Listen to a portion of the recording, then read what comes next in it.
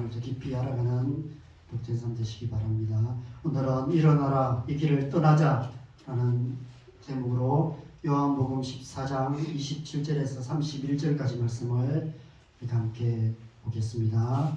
우리가 지금 요한복음을 쭉 보고 있는데 이제 14장 마지막 부분입니다. 27절에서 31절까지 말씀입니다. 우리 함께 한 목소리로 읽겠습니다. 평안을 너희에게 끼치노니 곧 나의 평안을 너희에게 주노라. 내가 너희에게 주는 것은 세상이 주는 것과 같지 아니하니라. 너희는 마음에 근심하지도 말고 두려워하지도 말라. 내가 갔다가 너희에게로 온다 하는 말을 너희가 들었나니 나를 사랑하였더라면 내가 아버지께로 감을 기뻐하였으리라.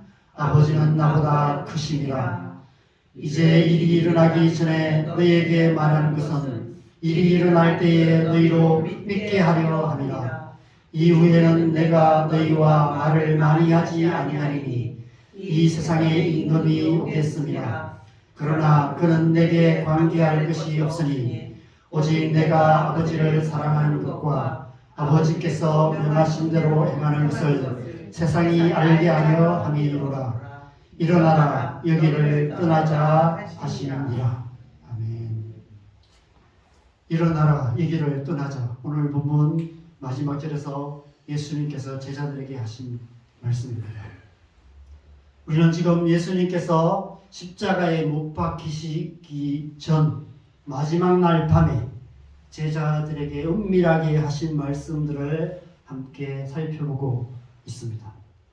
요한복음 13장 1절에 보면 6월절 전에 예수님께서 자기가 세상을 떠나게 되실 줄, 아버지께로 돌아가실 줄을 아시고 세상에 있는 자기 사람들을 사랑하시되 끝까지 사랑하셨다라고 말씀하시며 제자들의 발을 씻겨주시는 세족식 이야기를 기록하고 있습니다. 머리부터 발끝까지 우리를 있는 모습 그대로 우리의 모든 것을 온전히 사랑하시는 하나님의 사랑을 그 세족식을 통해서 보여주셨습니다. 예수님을 가룟 유다의 발까지도 씻어주시고 예수님을 모른다고 부인할 베드로의 연약감까지도 온전히 사랑하셨다라고 13장에 기록하고 있습니다. 그리고 말씀하셨습니다. 13장 34절에 새 계명을 너희에게 주노니 서로 사랑하라. 내가 너희를 사랑한 것 같이 너희도 서로 사랑하라 라고 말씀하시죠. 세족식을 통해서 주신 말씀이었습니다. 새 계명이라고 말씀하십니다. 너희도 서로 이렇게 발을 씻겨주는 사랑, 있는 모습 그대로 온전히 사랑하라 그렇게 말씀하셨죠. 14장에 와서는 예수님께서 이제 이 땅을 떠나 아버지의 집으로 돌아가실 것을 말씀하십니다. 그로 인해서 근심하는 제자들에게 또 다른 보혜사를 내가 너희에게 보내줄 거다라고 말씀하십니다. 영원토록 너희와 함께 있게 하겠다. 그는 너희와 함께 거하시며 너희 속에 계실 것이다 라고 말씀하시죠. 우리 안에 성령님을 보내주실 것을 말씀하십니다. 그리고 20절에 이렇게 말씀하세요. 같이 읽겠습니다. 시작. 그날에는 내가 아버지 안에 너희가 내 안에 내가 너희 안에 있는 것을 너희가 알리라. 또 다른 보혜사 성령께서 우리에게 오시는 그날에는 내가 아버지 안에 너희가 내 안에 내가 너희 안에 있는 것을 알게 될 것이다 라고 말씀하세요. 우리는 이 말씀을 많이 읽고 들어서 그냥 대충 이런 뜻이겠구나 알겠지만 제자들이 이 말을 처음 들었을 때 어떤 생각을 했을까? 도대체 이 말이 무슨 말일까? 이해가 되었을까? 이런 질문을 해보게 됩니다. 훗날 제자들은 이 말씀이 삼위일체 하나님을 말씀하시는 사실을 알게 되었습니다. 부부가 사랑으로 한 몸이 되듯이 성부, 성자, 성령 하나님께서 사랑으로 온전히 하나 되는 그 깊고 친밀한 관계 안에 거하시는 하나님이라시라는 사실을 이 말씀을 통해서 예수님께서 말씀하신 것이죠. 그리고 그리고 저와 여러분을 그 삼위일체 하나님과의 깊고 친밀한 관계 안으로 부르신 것입니다. 우리 안에 계신 성령으로 말미암아 우리 또한 하나님 안에 거하는 존재가 되는 것에 대해서 말씀하신 것이죠. 누구든지 예수님을 믿으면 삼위일체 하나님 안에 거하게 되는 것입니다. 하나님의 사랑의 품 안에 거하는 하나님의 자녀가 되는 것이죠. 저와 여러분은 지금 그 사랑 안에 거하는 하나님의 자녀로 이 자리에 함께 예배하고 있는 것입니다. 하나님의 큰 사랑의 품이 저와 여러분을 품고 계시는 것이죠. 삼위일체 하나님께서 저와 여러분을 둘러싸고 계시고 그 사랑의 울타리 안에 저와 여러분이 살아가고 있는 것입니다. 그런데 오늘 본문 마지막 31절에서 예수님께서 갑자기 제자들을 향해서 일어나라, 여기를 떠나자라고 말씀하세요. 마치 이제 모든 말씀을 다 마치고 모든 하실 말씀 다 끝내고 어디론가 가실 것처럼 말씀하십니다. 이 말씀 그대로 생각하면 당연히 그 다음 말씀에서는 예수님이 제자들과 함께 어디론가 가시는, 장소를 옮겨가시는 이야기가 기록되어 있어야 합니다. 그런데 우리가 다음 장을 넘겨보면 15장에 보면 예수님의 말씀이 끝나지 않고 계속 이어지고 있어요. 15장만이 아니라 16장, 17장까지 계속 이어지고 있습니다. 15장, 16장에도 계속 예수님께서 말씀을 하시고요. 17장에는 예수님께서 마지막으로 기도를 하십니다. 그 마지막 기도를 끝맺으시고 18장에 가서야 비로소 예수님께서 제자들과 함께 기드론 시내를 건너서 동산으로 가세요. 그리고 거기에서 예수님께서 유대인들에게 잡혀가십니다. 이러한 흐름을 본다면 곧 이 말씀은 일어나라 이 길을 떠나자라는 말씀은 장소의 이동이 아닌 다른 의미가 있다는 것입니다. 어떤 의미로 하신 말씀일까요? 이 말씀에서 여기는 어디를 말하며 여기를 떠나서 어디로 가자는 말씀이라고 우리가 이해할 수 있을까요? 여러분, 많은 사람들이 신앙생활을 수동적이고 방어적인 것으로 생각합니다. 각자가 자기 자리에서 세상의 유혹으로부터 자기 자신을 잘 지키고 교회 생활 잘하며 하루하루 하나님의 말씀을 잘 지켜 행하는 것, 그것이 신앙생활의 전부라고 생각합니다. 물론 그것이 중요하죠. 그런데 그것은 신앙생활의 한 가지 측면에 불과합니다. 신앙생활은 그보다 더 중요한 또 다른 측면이 있습니다. 신앙생활은 하나님 나라를 향해서 능동적이고 적극적으로 움직여가는 것입니다. 마태복음 11장 12절에서 예수님께서 이렇게 말씀하세요. 같이 읽겠습니다. 시작. 세례 요한의 때부터 지금까지 천국은 침노를 당하나니 침노하는 자는 빼앗느니라. 참 이해하기 어려운 말씀입니다. 어쩌면 신앙생활의 이런 측면을 말씀하시는 것이 아닐까 싶습니다. 신앙생활은 내 삶의 자리를 잘 지키는 차원이 아니라 그것을 넘어서서 침노하고 빼앗는 것이다 라는 것을 말씀하고 계십니다. 시편 2편 8절 9절 말씀을 말씀하십니다. 내게 구하라. 내가 이방 나라를 내 이름으로 주리니 네 수요가 땅 끝까지 이르리로다. 네가 철장으로 그들을 깨트리며 질그릇같이 부수리라 하시더라. 이것이 신앙생활이에요. 우리가 더 적극적으로 그리고 공격적인 신앙생활을 해야 된다고 성경은 말씀하고 있습니다. 우리가 온 땅과 열방을 위해서 기도하는 이유가 이 때문이죠. 우리가 더 적극적이고 공격적인 기도를 하는 삶을 살아야 되는 이유가 이 때문입니다. 예수님께서 너희는 먼저 그의 나라와 그 일을 구하라 말씀하신 이유도 이 때문이고 구하라, 찾으라, 두드리라라고 말씀하신 이유도 이 때문입니다. 우리 자신의 여탐을 지키기 위해서 그렇게 하라는 것이 아닙니다. 우리는 오히려 너희 먹을 것은 구하지도 말라고 말씀하세요. 여러분, 믿음에는 두 가지 믿음이 있습니다. 기도하는 믿음이 있고요. 기도하지 않는 믿음이 있습니다. 기도해야 될 것은 마땅히 기도하는 믿음 해야 합니다. 구해야 되는 것이죠. 그것은 적극적이고 공격적인 기도를 해야 되는 거예요. 하나님의 나라를 구하는 것, 이 땅과 열방을 위해서 기도하는 것, 하나님 나라가 이루어지지 않고 있는 우리의 가정, 영혼들을 구원을 위해서 기도하는 것, 고통 가운데 있는 사람들을 위해서 기도하는 것, 그것은 우리가 적극적으로 기도해야 하고 구해야 되는 믿음이에요. 그런데 우리의 필요, 내 먹을 것, 그것은 구하지 않는 것이 믿음입니다. 그거 놓고 기도하고 나 자신의 안전을 놓고 기도하고 그것은 기도할 필요가 없는 거예요. 하나님께서 지키시긴다고 약속하셨고 채우신다고 약속하셨기 때문에 그것은 오히려 기도하지 않는 것이 믿음입니다. 오히려 우리는 더 적극적이고 공격적으로 하나님의 나라 그 일을 위해서 기도해야 합니다. 여러분, 이것은 제 카톡 프로필 사진입니다. 요 근래에 제가 바꾼 사진입니다. 제가 가끔 책을 읽다가 책에 중요한 좀 이렇게 도전이 되는 내용이 나오면 제가 그걸 사진으로 찍어서 카톡 프로필에 올립니다. 그래서 제가 가끔씩 이 내용을 읽습니다. 유진 피터슨이 쓴 기도에 대한 기도학교라는 책에서 제가 참 도전이 되었던 그런 내용이었습니다. 국가가 무정부 상태에 빠지는 원인은 무정부 상태에 빠지지 않는 원인, 국가가 질서 있게 움직여가는 원인은 시한이 잘 되기보다 기도 때문이다 라고 말합니다.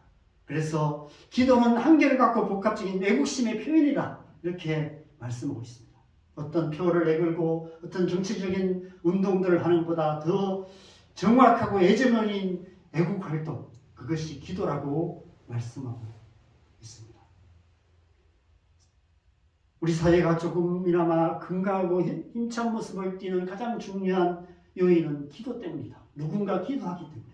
이 나라와 이 민족이 하나님의 축복 가운데 있는 것은 우리가 열심히 잘 살았고 뭔가 정치가들이 정치를 잘했고 뭔가 사회운동을 열심히 했어가 아니라 누군가 기도했기 때문이다 라고 말하는 것이죠.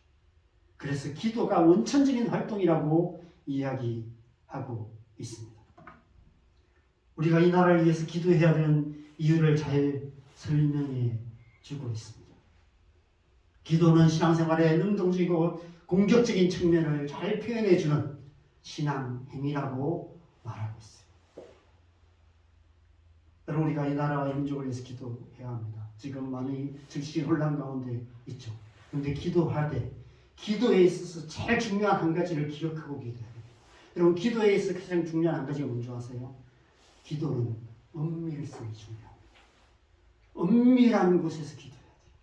저는 좀 막 밖에 나가서 막 모여서 막 수천 명, 수만 명 모여서 뭔가 기도회라는 이름으로 하는 어떤 행위들에 대해서 저는 반대하는 입장입니다.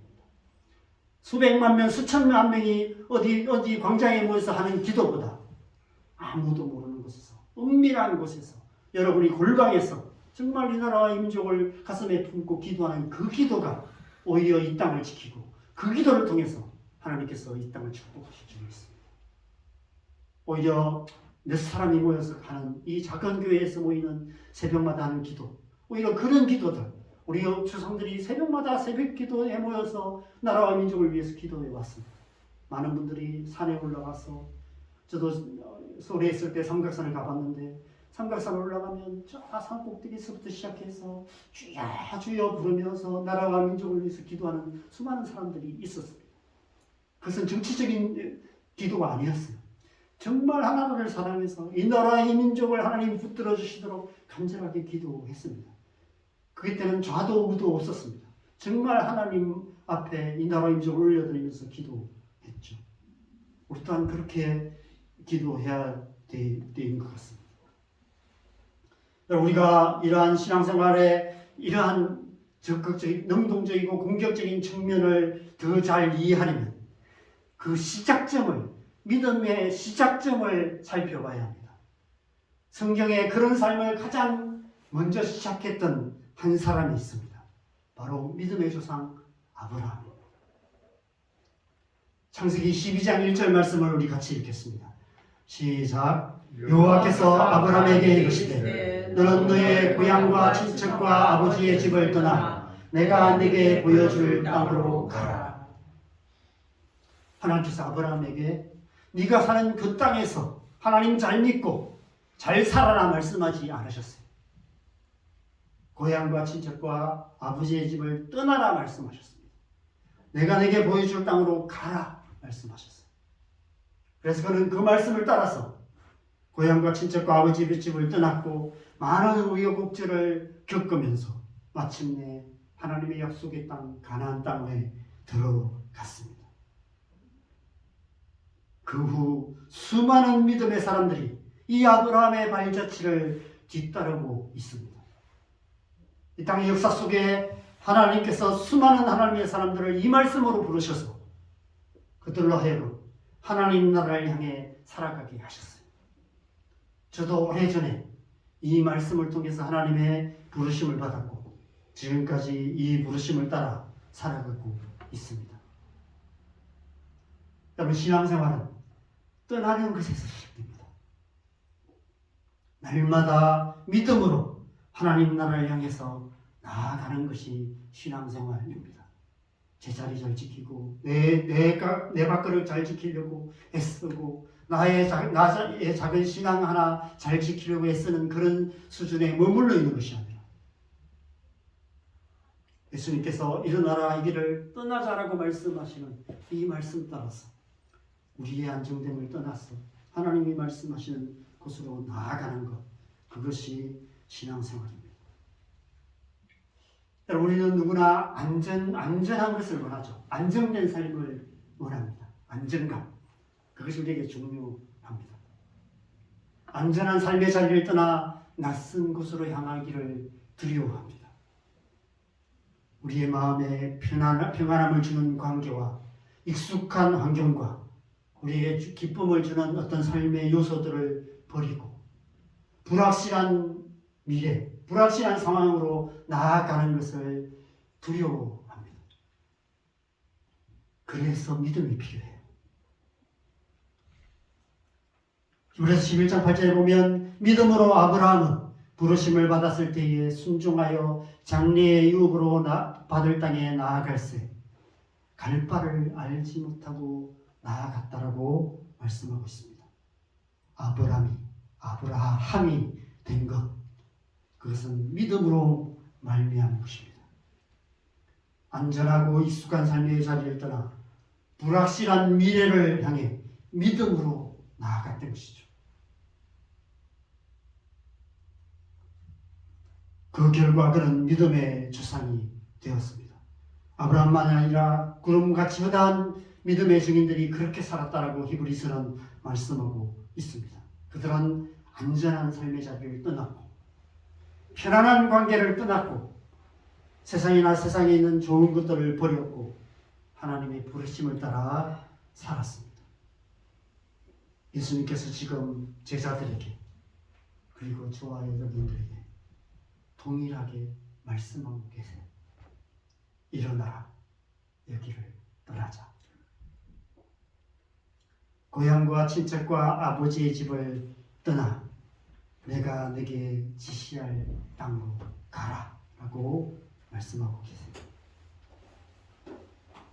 우리가 주저앉아 있는 그 자리, 내가 붙들고 있는 그 관계, 나에게 익숙한 어떤 삶의 환경들, 오랫동안 그렇게 살아왔던 우리의 삶의 습관들, 그런 것들을 버리고 더 깊은 차원으로 나아가라고 말씀하고 계시는 것입니다. 그렇게 나아갈 믿음이 필요한 것이죠. 우리는 그렇게 하기가 참 쉽지가 않아요. 불확실한 어떤 상황 속으로 들어가는 것이 쉽지 않습니다. 그런데 우리가 오늘 본문, 앞에 본문과 오늘 본문 뒤에 이어지는 문맥을 보면 이 말씀이 단지 장소나 환경적인 의미가 아니라는 사실을 알 수 있습니다. 관계적인 의미로 말씀하고 계세요.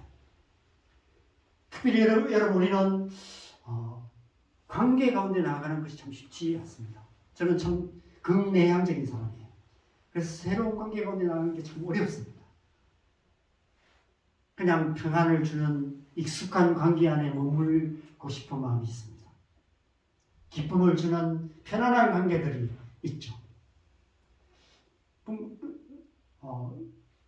저만 아니라 이 세상 모든 분들이 마찬가지인 것 같습니다. 관계를 잘하는 분들도 그죠? 관계를 잘하는 이유가 뭘까 생각해 보면 그죠? 적당히 해요. 적당한 선에서 관계를 합니다. 적당한 선에서 관계를 하기 때문에 관계를 잘해요. 저는 제가 옛날에 관계를 잘하는 줄 알았어요. 아주 오래전에. 나는 관계를 잘하는 사람이다. 왜 그렇게 생각했냐면 별로 사람들을 어렵게 안 만들고 나도 사람들 별로 어려워 안 하고 그렇게 살아왔기 때문에 그냥 나는 관계 잘하는 사람이라고 그렇게만 생각했던 것 같아요.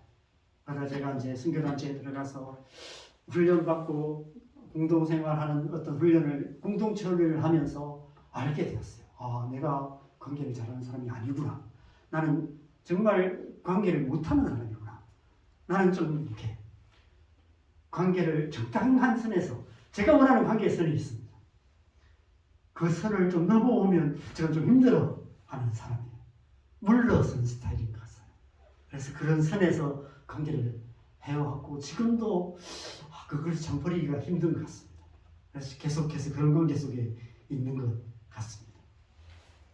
왜 우리는 적당한 관계를 맺으면서 살까요? 상처받지 않으려고. 상처 주지 않으려고. 나의 어떠함으로 다른 사람에게 상처 주거나 다른 사람의 어떠함 때문에 내가 상처받는 그런 일들을 우리가 겪다 보면 이제 선을 알게 돼요.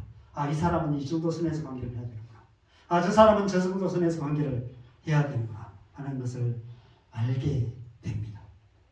우리만의 비법을 터득하는 것이죠. 그래서 좋은 관계 가운데 살아가기 위해서는 적당한 선을 지키는 것이 중요하다는 사실을 깨닫게 돼요. 여러분 그렇게 살아가는 것이 나쁜 것은 아닙니다.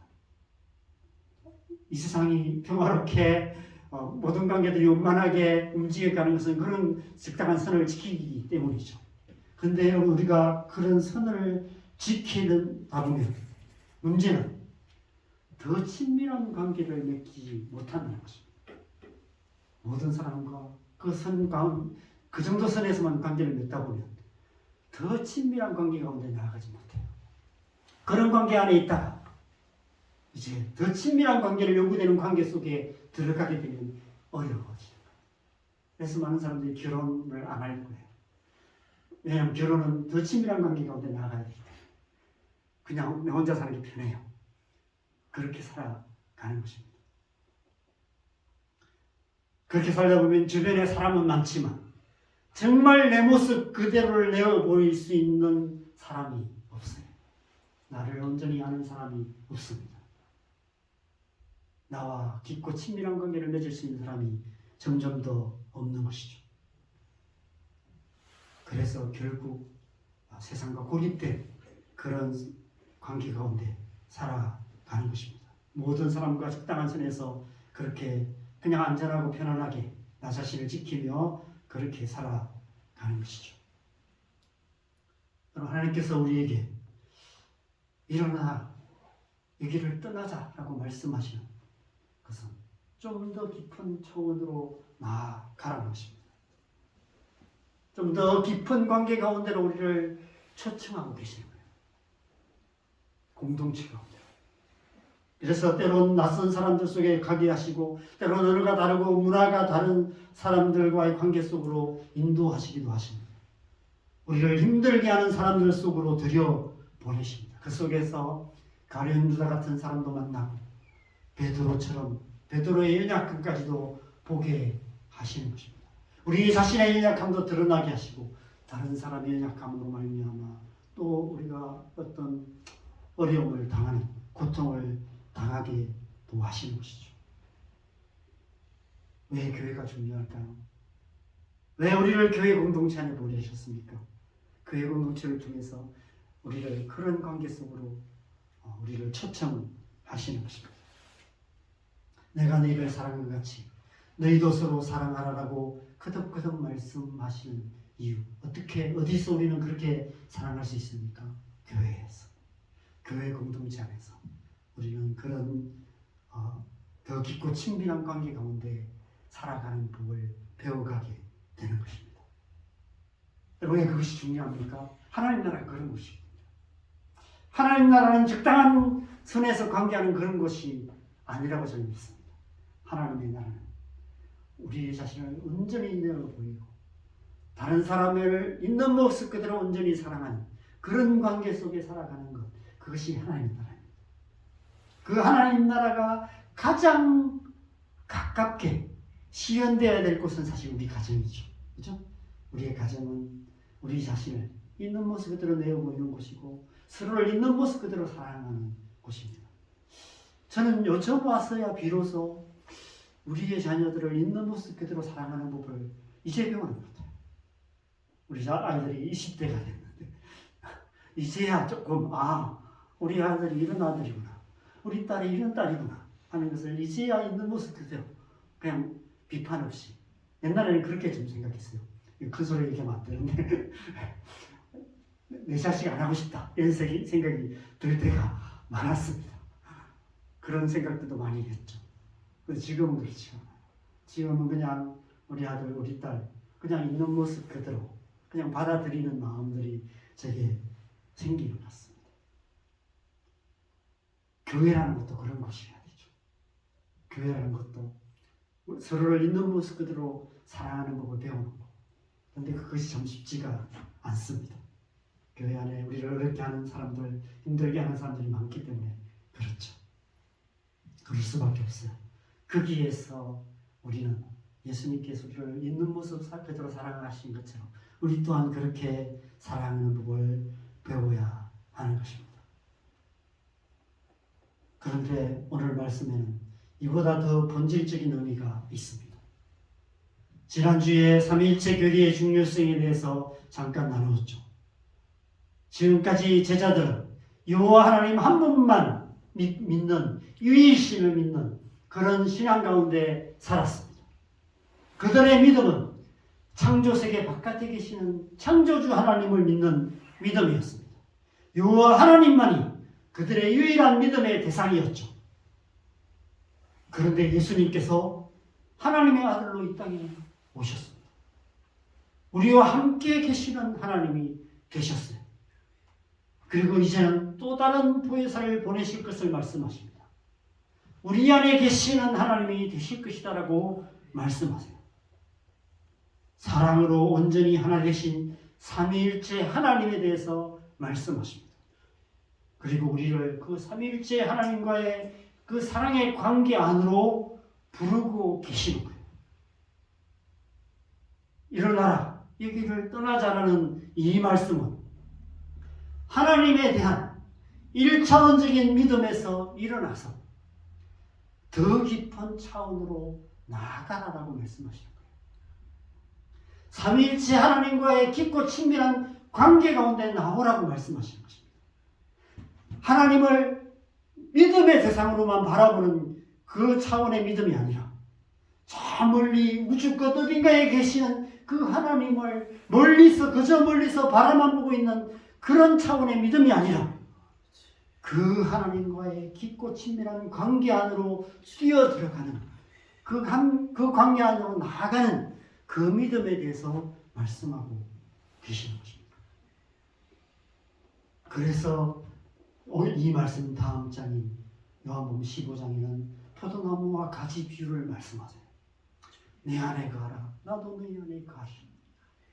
가지가 포도나무에 붙어 있는 것처럼 그렇게 하나님과의 관계 안에 살아가는 신앙, 그 신앙 안으로 우리를 초청하고 계시는 것입니다. 여러분, 신앙은 움직이는 거예요. 우리의 중심이 하나님께로 향하는 것입니다. 하나님과의 깊고 친밀한 관계 안으로 들어가는 관계적인 움직임, 그것이 신앙생활입니다. 그런 관계 안에 오늘 27절에 평안이 있다라고 말씀하세요. 나의 평안을 너에게 주겠다라고 말씀하십니다. 너희가 그 관계 안에 들어가면 근심하지도 말고 두려워할 필요가 없다. 그 관계 안에 있을 때 하늘의 평안을 맛보게 될 것이다라고 말씀하세요. 28절에서는 기뻐할 것이다 라고 말씀하십니다. 참된 기쁨이 있다라고 말씀하세요. 여러분, 신앙생활 안에 평안이 있습니다. 세상이 알 수 없는 평안, 세상이 알 수 없는 기쁨이 있습니다. 어떻게 우리는 그것을 누릴 수 있습니까? 하나님과의 관계 안에서. 아멘. 하나님과 깊고 친밀한 관계 안에 거할 때. 그래서 29절에 믿음을 얘기하세요. 믿음으로 그 관계 안에 우리가 들어가야 될 것을 말씀하고 계시는 것입니다. 믿음으로 비상적인 관계의 자리에서 일어나 하나님과 더 깊고 친밀한 관계 안에 나아가야 하는 것입니다. 아멘. 예수님께서 지금 저와 여러분을 그 관계 가운데로 초청하고 계십니다. 일어나라, 이 길을 떠나자라고 말씀하세요.